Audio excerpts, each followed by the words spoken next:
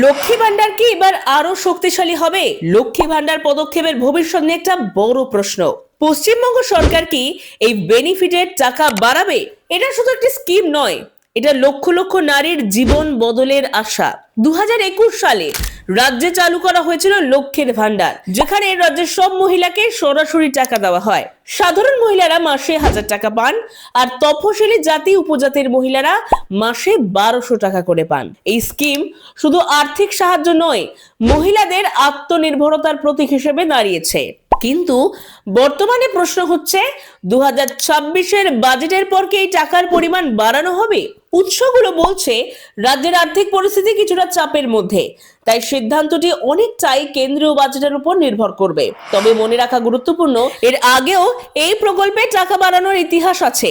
500 টাকা থেকে 1000 টাকা এবং তফসিলি শ্রেণীর জন্য 1200 টাকা পর্যন্ত বৃদ্ধি করা হয়েছিল।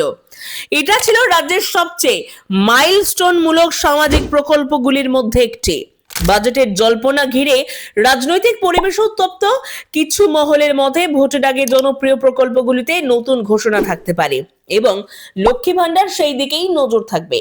এটা কেবল আর্থিক সিদ্ধান্ত নয়, সাংগঠনিক ও রাজনৈতিক দিক থেকেও বড় প্রতীক্ষিত বিষয়। আর একটু বিশ্লেষণ করে দেখা যাচ্ছে যে রাজ্যে প্রায় 2.21 কোটি মহিলাই এই প্রোগ্রামের সুবিধা নিচ্ছেন এবং বছরে 27,000 কোটি টাকা খরচ হয়ে যাচ্ছে। এজন্য বরাদ্দ বাড়ালে রাজ্যের কোষাগারে চাপ পড়তে পারে। এটা সামাজিক সাহায্য নিয়ে কেবল আবেগ নয়, অর্থনৈতিক হিসাবও যুক্ত রয়েছে।